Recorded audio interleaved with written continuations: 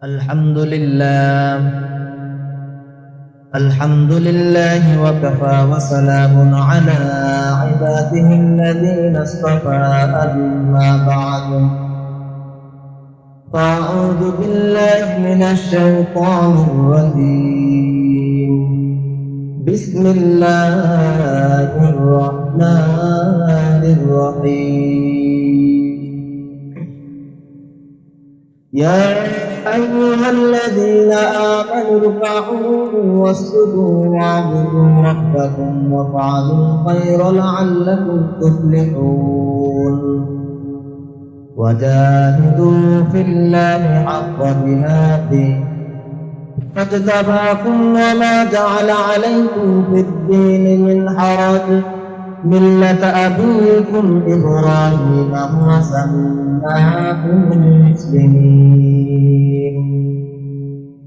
من قبل وفي هذا ليكون الرسول شهيدا عليكم وتكونوا شهداء على الناس. فأقيموا الصلاة وآتوا الزكاة واعتصموا بالله فمولاكم فنعم المولى ونعم النصير.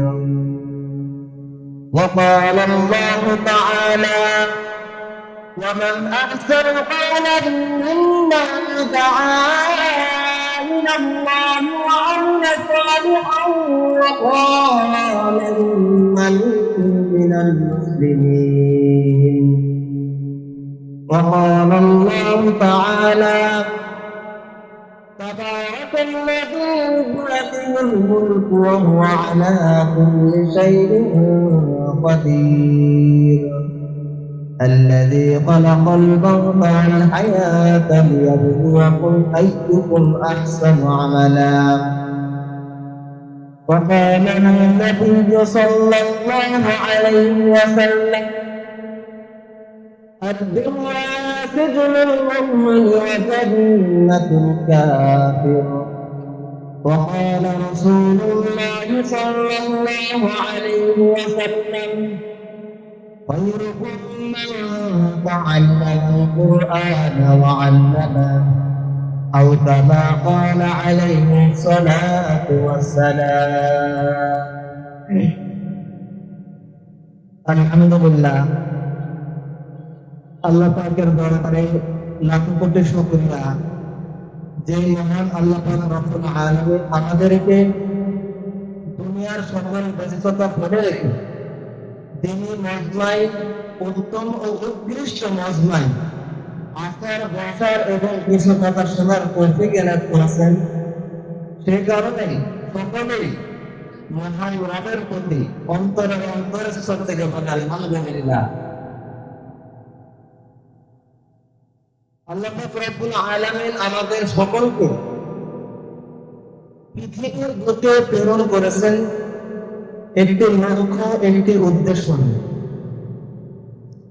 আমরা মানুষ যেভাবে ভাবে কোনো লক্ষ্য ছাড়া, উদ্দেশ্য ছাড়া কোনো একটি কাজও করে না, তেমনিভাবে আল্লাহ পাক রব্বুল আলামিন আমাদেরকে অযথা দুনিয়াতে পাঠান নাই। আল্লাহ তাআলার একটা বড় উদ্দেশ্য, বড় মাকসাদ নিয়ে দুনিয়াতে আমাদেরকে পাঠিয়েছে। আল্লাহ তাআলা কোরআনে কারিমের মধ্যে বলেছেন: ওয়ামা খালাকনাল জিন্না ওয়াল ইনসা ইল্লা লিয়াবুদুন। আল্লাহ রাব্বুল আলামিন সকল মানুষ এবং সকল জিন্নাতকে আল্লাহ রাব্বুল আলামিন তার ইবাদতের জন্য সৃষ্টি করেছে। লিয়াবুদুন আই লিয়ারিফু, আল্লাহকে পরিচয় জানতে হবে, আল্লাহ পাকের সাথে জেনে আল্লাহ তাআলাকে চিনে আল্লাহ তাআলার ইবাদত করতে হবে, আল্লাহ তাআলার আহকামগুলো মানতে হবে। যদি আল্লাহ তাআলার আহকামগুলো মেনে চলতে চাচ্ছেন, রাসূলের আদেশকে ধরে আপনি ধরতে পারেন, তাহলে আল্লাহ পাকের উদ্দেশ্য হাসিল হয়ে যাবে।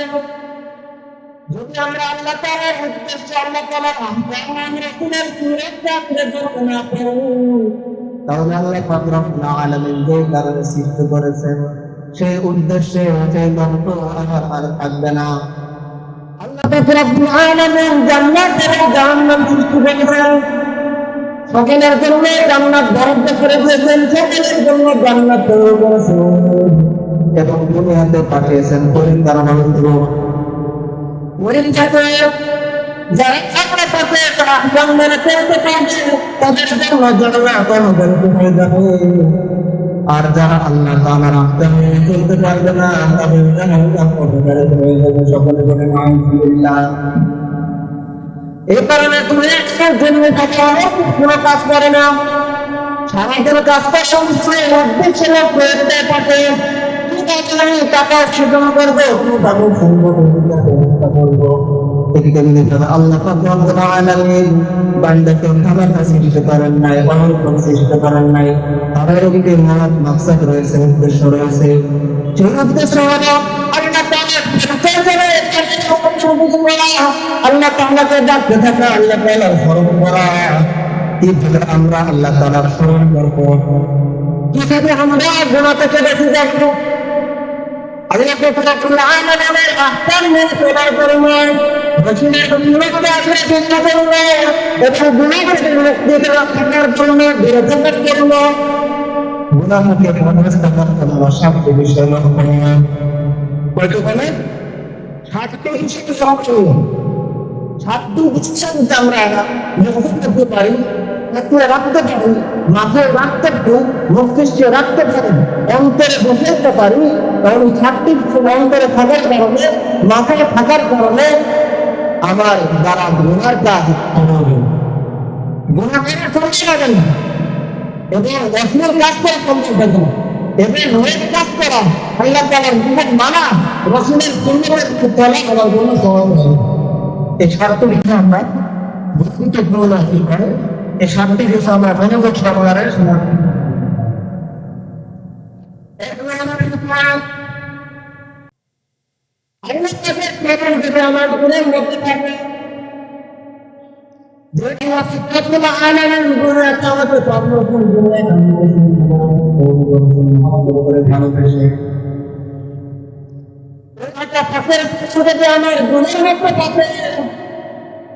আমার দ্বারা গুণা করা সম্ভব হবে না। আমার জন্য খরচ হয়ে যাবে, আমার দ্বারা আমার জন্য খরচ হয়ে যাবে। আল্লাহ তাআলা আমার গুণের মধ্যে থাকে, আল্লাহ তাআলা রিজিক করে আমার জন্য সহজ হয়ে যাবে। নবী সাল্লাল্লাহু আলাইহি ওয়াসাল্লাম বলেন, তুমি আল্লাহ তাআলাকে সামনে মনে করো, যখন আল্লাহ তাআলাকে দেখতেছো আল্লাহ তাআলা তোমার সামনে আছে, এই কথাটা তোমরা বান্দা মনে রাখতে পারো, স্মরণ করতে পারো। আরাম করা সম্ভব নয়, দামি করা সম্ভব নয়, মুড়ি ভাসানো সম্ভব নয়, মানুষের প্রতি জ্ঞান করা সম্ভব নয়, মানুষের প্রচার করা সম্ভব নয়, ব্যবসার মধ্যে যুক্ত করা সম্ভব নয়, মানুষের মধ্যে সহায়তা করা, মানুষের উপর অত্যাচার করা সহজ হবে না, কঠিন হয়ে যাবে। এই কারণে নবী সাল্লাল্লাহু আলাইহি ওয়াসাল্লাম বলেছেন, তোমরা আমার উপরে আল্লাহ তাআলাকে দেখতেছেন, এটা যদি তুমি মনে করতে পারো তোমার ইমান যদি দুর্বল হয়ে থাকে, তাহলে এটা নিশ্চিত ভাববে গুনাহে বিশ্বাস করবে আমি আল্লাহ তাআলাকে দেখি কিংবা না দেখি, আল্লাহ রব্বুল আলামিন আমাকে অবশ্যই বিধানের নিয়ন্ত্রণ করে দেখতেছেন। আমি যতই গুনাহ থাকি না কেন, যতই অন্ধকারে থাকি না কেন, আমাকে স্পষ্ট করে দেখতেছেন, পরিষ্কার দেখতেছেন।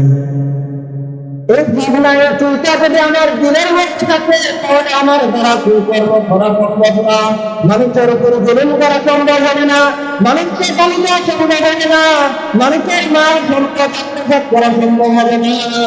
আমি যদি আল্লাহ তাআলার স্মরণ দিনের মধ্যে রাখতে পারি, তাহলে ইবাদত করা সম্ভব হয়ে যাবে, নামাজ পড়া সম্ভব হয়ে যাবে, রোজা রাখা সম্ভব হয়ে যাবে, সহজ হয়ে যাবে, যাকাত দেওয়া সম্ভব হয়ে যাবে, হজ করা আমার জন্য সহজ হয়ে যাবে। মানুষের সাথে ভালোভাবে করা সহজ হয়ে যাবে, আল্লাহ তাআলার সুন্নাতের মধ্যে রাখতে পারি, তাহলে আমার বড়দের সুন্নাত আমল করা এর উপর পাথরে করা আমার জন্য সহজ হয়ে যাবে। রাসূলের আদর্শকে আঁকড়ে ধরা আমার জন্য সহজ হয়ে যাবে, রাসূলের সিরাতকে আঁকড়ে ধরা আমার জন্য সহজ হয়ে যাবে। সকলে বলি সুবহানাল্লাহ। এই কারণে আল্লাহ তাআলা সবাই আমলগুলোর মধ্যে প্রযুক্ত হবে। যদি আমি চলতে পারি তাহলে আমার জন্য জান্নাত অবধারিত হয়ে যাবে, জান্নাত ওয়াজিব হয়ে যাবে। সকলে বলুন সুবহানাল্লাহ।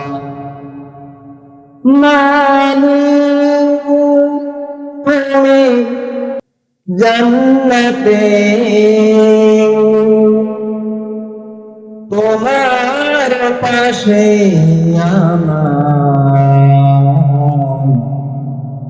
একটি ঘর বানিয়ে দিও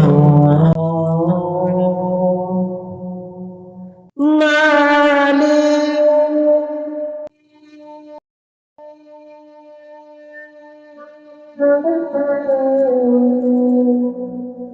জান্নাতে তোমার পাশে আমার একটি ঘর বানিয়ে দিও, একটি ঘর বানিয়ে দিও। আল্লাহ পাকের কাছে যদি আমি গুনাহ মুক্ত রাখতে পারি তাহলে জান্নাতে আল্লাহ পাক রব্বুল আলামিন আমাদের জন্য বর্ণনা করে দিবেন। তাহলে গুনাহ থেকে মুক্ত থাকার জন্য, আমল করার জন্য এক নম্বর শর্ত হলো আল্লাহ তাআলা সরকম করে বসাইতে হবে। আল্লাহ তাআলা সরল দিনের মধ্যে রাখতে হবে, আল্লাহ তাআলা সরল মাথার মধ্যে রাখতে হবে। যদি আল্লাহ তাআলা সরল দিনের মধ্যে জানতে মাথার মধ্যে জানতে তাহলে আমার দ্বারা অন্যায় করা সম্ভব হবে না, মানুষের উপরে জুলুম করা সম্ভব হবে না, নামাজ পড়া ইবাদত করা ওয়াজিব করা আমার জন্য সহজ হয়ে যাবে। দুই নম্বর যে বিষয়টা আপনার স্মরণ রাখতে হবে, দুই নম্বর বিষয় হলো রাসূলের ভালোবাসা, রাসূলের অবস্থাকে দিনের মধ্যে বসাতে হবে। যদি রাসূলের প্রতি মহব্বত ভালোবাসা আমার বেড়ে যায় তাহলে গুনাহ করা, অন্যায় কাজ করা, কথাবার্তা বলা আমার জন্য সফল হবে না। রাসূলের আদেশ শুনলে আমার জন্য সন্দেহ হয়ে যাবে। দুই নম্বর বিষয় রাসূলের প্রতি ভালোবাসা থাকতে হবে। রাসূলের প্রতি যদি ভালোবাসা থাকে তাহলে আমার দ্বারা অন্যায় কাজ হতে পারে না।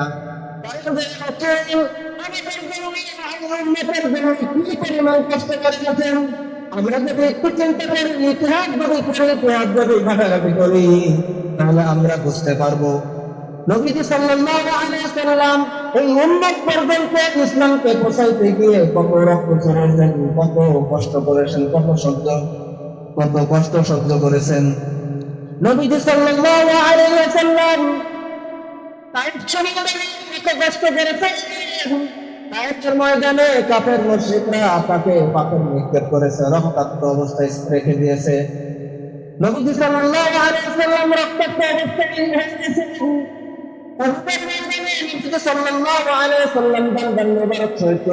শুধুমাত্র এই উম্মতের জন্য। নবীজি সাল্লাল্লাহু আলাইহি ওয়াসাল্লাম নামাজ পড়তে আছে, এমন অবস্থায় কাফেররা মক্কার মুশরিকরা উটের নারী ধরে নবীজি সাল্লাল্লাহু আলাইহি ওয়াসাল্লামের পিঠের উপরে দিয়ে দিয়েছেন সিজদা থাকা অবস্থায়, সিজদারত অবস্থায়। আমাদের জন্য উম্মতের জন্য এই পরিমাণ কষ্ট করে দিয়েছেন। নবীজি সাল্লাল্লাহু আলাইহি ওয়াসাল্লামকে বলে গেছেন, নবীর সিরাতকে ছেড়ে দিয়েছেন, নবীর সুন্নাতকে ছেড়ে দিয়েছেন। আমাদের জন্য দুনিয়াতে আমাদের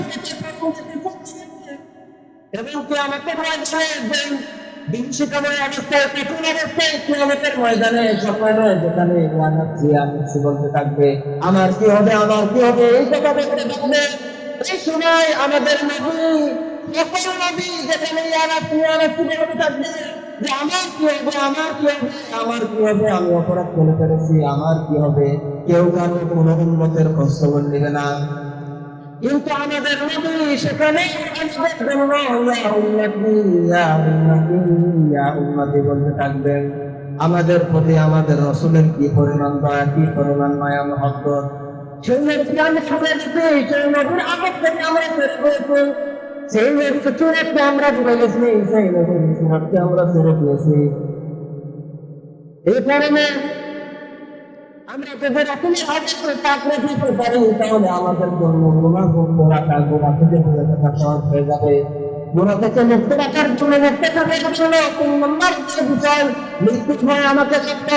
আল্লাহ পাক রব্বুল আলামিন কোরআনে কারীমের মধ্যে বলেন, কুল্লু নাফসিন যায়িকাতুল মাউত সুম্মা ইলাইনা তুরজাউন। যে ব্যক্তির প্রাণ নিয়েছে তাকেই মৃত্যু স্বাদ গ্রহণ করতে হবে। যেহেতু আমাদের প্রাণ নিয়েছে, মৃত্যুর স্বাদ অবশ্যই গ্রহণ করতে হবে। মৃত্যু হয়ে আমাদের শেষ নয়, আবার আল্লাহ পাক রব্বুল আলামিন আমাদেরকে উঠাবেন, সুম্মা ইলাইনা তুরজাউন। আল্লাহ তাআলার কাছে উপস্থিত হতে হবে, জবাবদিহিতা আছে। এই মৃত্যুর ভয় যদি আমার দিলের মধ্যে থাকে, তাহলে আমার দ্বারা গুনাহ করা, পাপ করা, পাপাচার করা, মিথ্যা বলা কোনো সম্ভব হবে না। 4 নম্বর বিষয় হলো কবরের ভয় রাখতে হবে। কবরের ভয় যদি করতে থাকে, তাহলে আমার দ্বারা গুনাহ করতে হবে না। যে কবরের মধ্যে কোনো ধরনের আলো বাতাস থাকবে না, লাইটের ব্যবস্থা থাকবে না, ফ্যানের ব্যবস্থা থাকবে না, যে কবরের মধ্যে কোনো ধরনের সাহায্য সহযোগিতা থাকবে না, তাহলে ওই কবরের মধ্যে আমি কিভাবে সহ্য করে থাকবো? ওই কবরের অন্ধকার কবরের মধ্যে কিভাবে আমি থাকবো? এই অন্ধকার কবরের ভয়াবহতার অবস্থা যদি আমি সহ্য করতে পারি, তাহলে আমার দ্বারা গুনাহ করা সম্ভব হবে না। 4 নম্বর বিষয় হলো ফুলসিরাতের কথা। ফুলসিরাতের কথা যদি আমরা স্মরণ রাখতে পারি, তাহলে ফুলসিরাতের ভয়াবহতার অবস্থার কথা যদি আমরা স্মরণ রাখতে পারি, তাহলে আমার দ্বারা গুনাহ সংগঠিত হবে না, গুনাহ করা সম্ভব হবে না। যে ফুলসিরাতের রাস্তা চুলের মধ্যে দাঁড়ানো হবে, নিচে আগুন দাউ দাউ করে জ্বলতে থাকবে, গুনাহগারের জন্য, পাপীর জন্য প্রত্যেকের রাস্তা হয়ে যাবে। আর যদি নেককার হয়, তাহলে নেককারের জন্য বিদ্যুৎ গতিতে ফুলসিরাত পার করে দিবেন। এ কারণে ফুলসিরাতের ভয়াবহতার কথা, শাস্তির কথা যদি আমার দিলের মধ্যে থাকে, মস্তিষ্কে থাকে, তাহলে আমার জন্য গুনাহ করা সম্ভব হবে না। 6 নম্বরে কিয়ামত দিবসের কথা।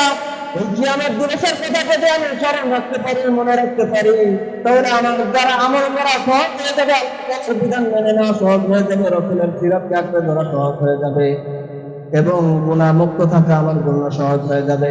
7 নম্বর বিষয় হলো জান্নাতের আশা রেখে জাহান্নামের ভয় যদি আমি দিলের মধ্যে ঢুকাতে পারি, তাহলে আমি উপরে আমার জন্য সহজ হয়ে যাবে। পাপাচার, মিথ্যা, বিপদ থেকে, হিংসা, অহংকার থেকে দূরে থাকা আমার জন্য সহজ হয়ে যাবে।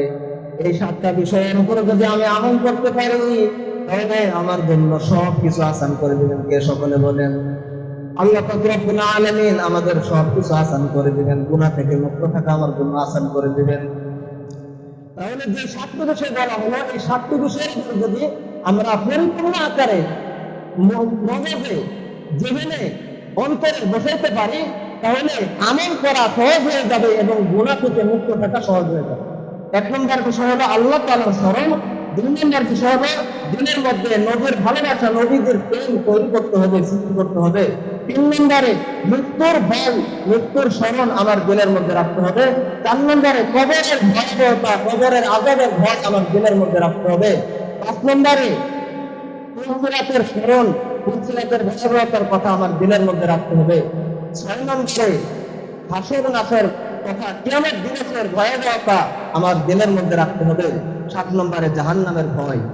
এই 7টা বিষয় যদি আমি স্মরণ করতে পারি, তাহলে এমন কোনো বান্দা নাই যে তার দ্বারা গুনাহ সংগঠিত হতে পারে, এবং তার দ্বারা আমল করা, সব আমল মেনে নেওয়া, সব আমল করে তার জন্য আসান হয়ে যাবে, সহজ হবে ইনশাআল্লাহ। আমাদের প্রধান আকর্ষণ এখন উপস্থিত হয়ে গেছেন। আমরা সকলেই হুজুরের কথা মনোযোগ সহকারে আমলের নিয়াতে শোনার চেষ্টা করবো ইনশাআল্লাহ। ওয়া মা আলাইনা ইল্লাল বালাগ। আসসালামু আলাইকুম ওয়া রাহমাতুল্লাহ।